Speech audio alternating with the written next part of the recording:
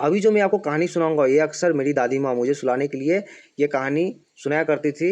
ये कहानी कुछ इस तरह है कि एक गाँव था जिसमें 7 भाई, सातों विवाहित और उनके सबसे छोटी बहन जिसका विवाह नहीं हुआ था, तो सातों भाई मिलके उस बहन का पालन-पोषण करते थे। तो सातों भाई का जो शादी हो चुका था, उनकी पत्नी उनको जब तक उनका भाई था तब तक उनको बहुत ही लाड-प्यार से रखते थे। जैसे ही भाई काम करने के लिए अपने देश से बाहर दूसरे दूसरे शहर में जाया करता था, तो सातों की जो पत्नी थी, उसमें से 6 पत्नी जो है, उनको बहुत तंग किया करता था। तंग कुछ इस प्रकार किया करता था, पहली वाली की जो बीवी थी, वो कहती थी कि जाओ लकड़ी लेके आओ। तो एक एक बार ऐसा होता है कि चलनी से पानी लाने के लिए बड़ी भाभी उसको कहती है कि जाओ चलनी में पानी लेके आओ।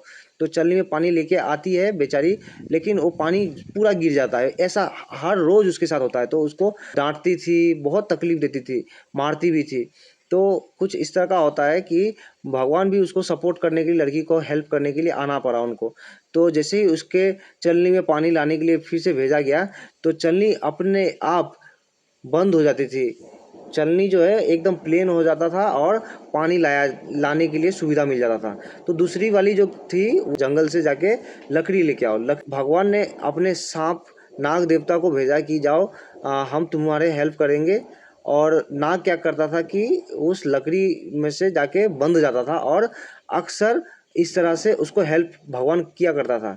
उनका जो भाई है, भाई वापस आने लगा गाँव से जब वो दूसरे गाँव से वापस आने लगा, तो उसने देखा कि मेरा बहन बहुत कमज़ोर हो चुका है, इसका हालत इतना ख़राब कैसे हुआ? तो उससे पूछा, कौन तुमको इतना तकलीफ़ दिया है? सच बताओ। तो बोला कि मुझे कोई तकलीफ़ नहीं दिया है।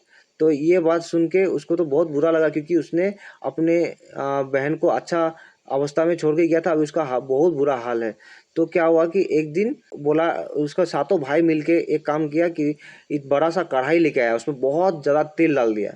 तेल डालने के बाद वो गरम किया और अपने हर एक पत्नी को, सातों भाई ने अपने पत्नी को एक लाइन से खड़ा कर दिया। बोला कि अगर तुम लोगों ने मेरा बहन को तकलीफ़ नहीं दिया होगा, तो तुम छलांग मार के पार हो जाओगे। बहुत बड़ा कढ़ाई था। तो पहली वाली जैसे जंप मारा, तो वो कढ़ाई में गिर गया और कढ़ाई में पूरा तल गया, पक गया एकदम।